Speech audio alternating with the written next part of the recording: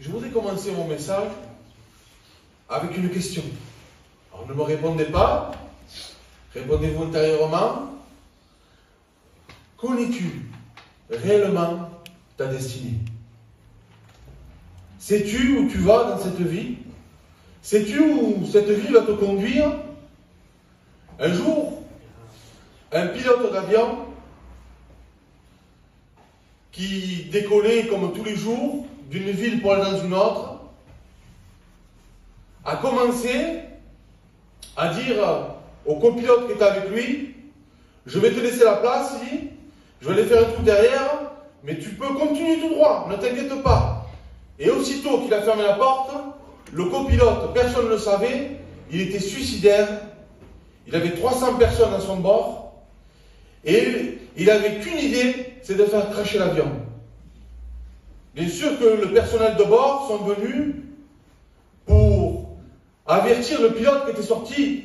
Il a dit: voilà, il s'est enfermé, il veut cracher l'avion. Donc, le pilote commence à s'approcher, il a tapé à la porte, en le suppliant d'ouvrir. Je peux vous dire que cet homme-là n'a pas voulu ouvrir la porte. Et il a craché l'avion, avec 200 personnes à son bord. Peut-être que toi, dans ta vie, tu ne veux pas ouvrir la porte au Seigneur. Et tu entraînes peut-être toute une famille à un crash certain. Je voudrais te dire que dans Apocalypse, au verset 3, chapitre 3, verset 20, pardon, il nous dit: voici, je me tiens à la porte et je frappe. Si quelqu'un entend ma voix et ouvre la porte, j'entrerai chez lui, je souperai avec lui et lui avec moi. Et toi peut-être tu me dis: mais comment je vais faire pour ouvrir la porte? Comment? Je ne sais pas moi pour ouvrir la porte.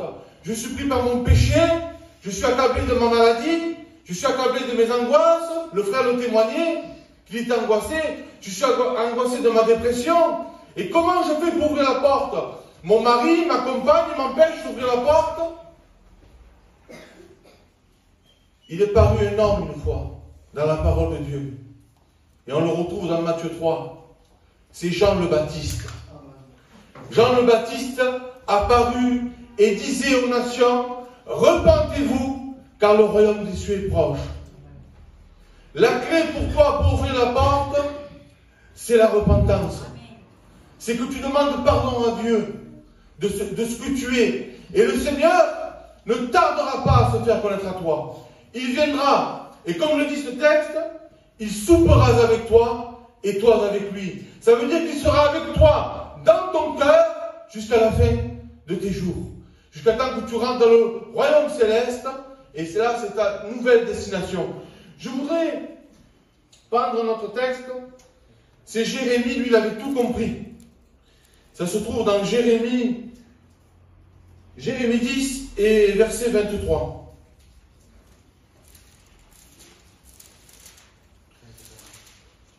Jérémie 10, 23 nous dit comme ceci: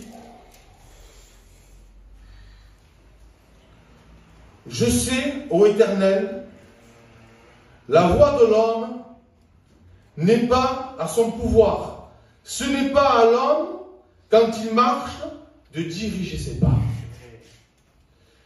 Et peut-être toi, tu crois diriger ta vie. C'est pour ça qu'au tout début, je t'ai dit: est-ce que tu connais réellement ta destinée? Est-ce que tu sais réellement où tu vas? Parce que Jérémie avait compris que ce n'était pas à l'homme de se guider, mais que c'est à Dieu de guider notre vie. Si on donne notre vie à Dieu, Dieu l'amènera à bon port. Il l'amènera dans la cité céleste. Mais si nous ne donnons pas notre vie à Dieu, il y a deux endroits. Et je ne voudrais faire peur à personne. Mon but n'est pas là de vous faire peur.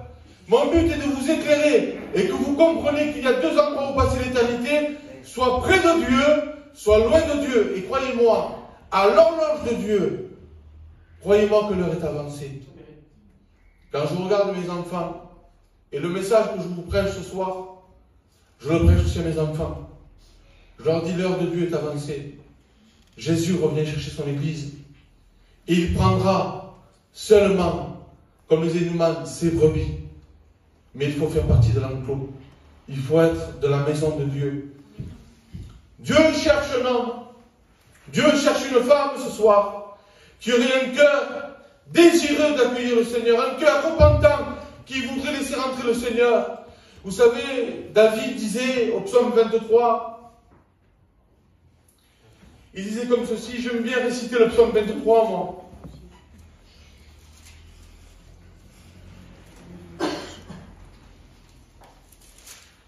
Même si je le connais, j'aime bien le lire.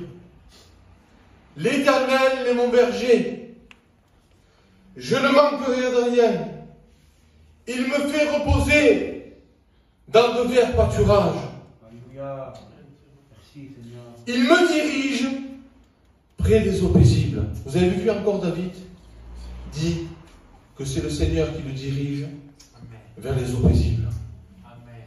L'ennemi, lui, ne veut pas te diriger vers les eaux paisibles. L'ennemi, lui, il veut t'amener dans le chemin de la dépression, dans le chemin de l'angoisse, et je vais peut-être plus loin ce soir, dans le chemin du suicide. Mais laissez-moi vous dire que la croix a été plantée sur ton chemin, et que le Seigneur va tirer tous les regards à lui, afin qu'aucun périsse. C'est pour ça qu'il a donné son Fils unique à la croix, afin que quiconque croise en lui ne périsse pas, mais qu'il ait la vie éternelle. Amen.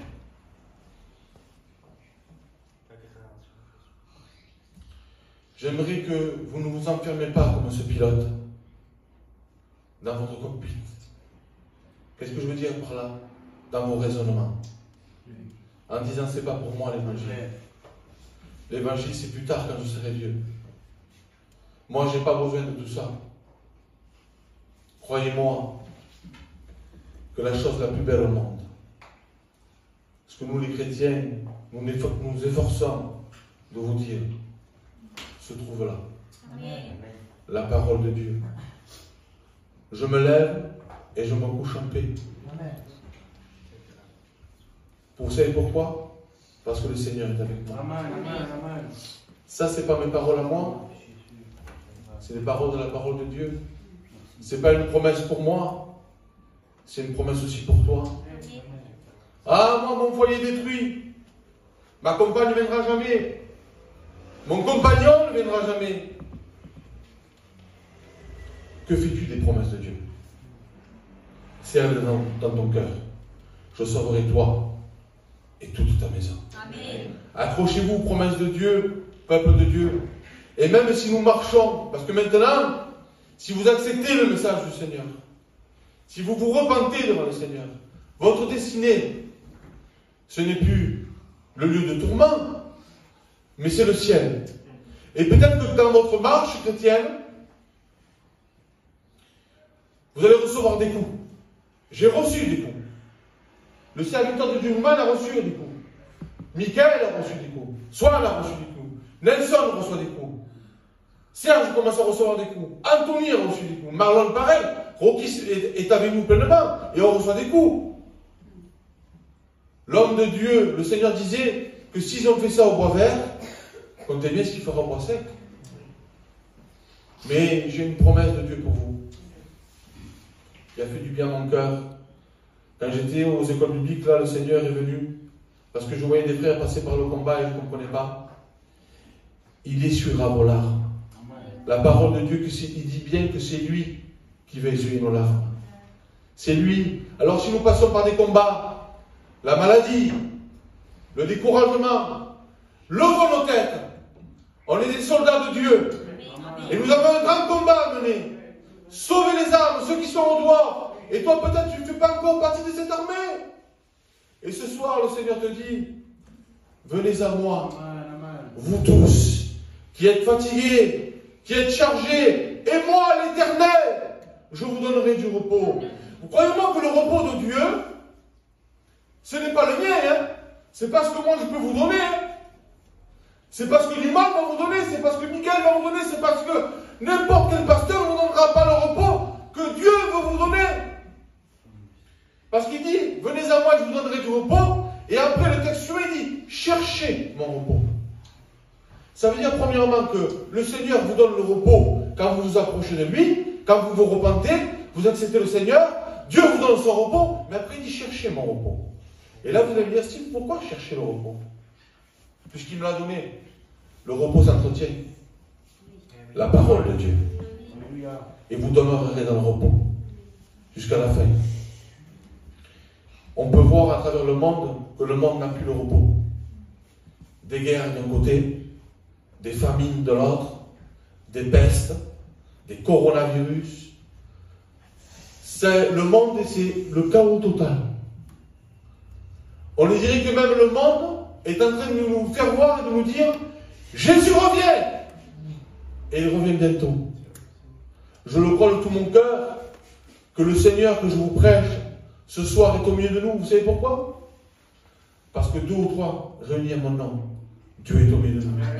J'aimerais conclure avec ces quelques mots. Moi. Je ne regarde pas si je prêche sur un chapiteau, si je prêche dans une église, si je dois prêcher à quelqu'un dehors dans la rue. Dieu m'a envoyé pour cette mission-là. Prêcher à ceux qui ne connaissent pas le Seigneur. J'aimerais vous dire et conclure mon message comme ça. Ce soir, peut-être que tu ne connaissais pas ta destinée. Mais laissez-moi vous dire que sans Dieu, notre destinée, c'est le lieu de tourment. Je ne peux pas mâcher mes mots. Je ne peux pas dire autre chose. Si je vous mens, c'est moi qui serai coupable de votre perte. Je suis obligé de vous dire, Jésus est vivant. Trouvez-le pendant qu'il se trouve encore. Toi, tu n'es pas capable, moi je ne suis pas capable, j'arrive pas. J'arriverai pas à suivre, je ne peux pas, t'imaginer pas ma situation. Laissez-moi vous dire que même si tu te retrouverais chez toi, avec un petit morceau de pain, avec juste de l'eau et qu'il ne t'aurait pas de quoi taper autre chose, laissez-moi vous dire qu'il sera tapé. Il sera ton repas. Il sera avec toi jusqu'à la fin.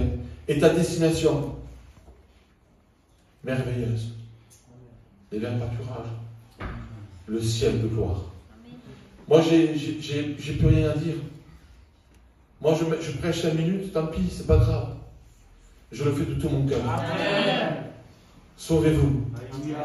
Rencontrez Jésus. Jésus vous aime. Jésus ne met personne au dehors. Celui qui vient à lui, Jésus le prend. Il le serre dans ses bras d'amour. S'il a des blessures, il les répare.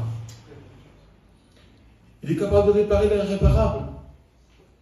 J'ai vu un homme qui a perdu son fils dire ces mots devant moi, il y a quelques jours. Je suis dans la paix, dans sa paix, parce que c'est lui qui me la donne. Ce Dieu merveilleux est au milieu de nous ce soir. Moi, je te ravertis, et je t'avertis de tout mon cœur. Il est temps pour toi. Ce soir, c'est ton soir. De donner ta vie à Dieu. De rencontrer ce merveilleux Sauveur. Que Dieu soit béni. On prie le Seigneur. Amen.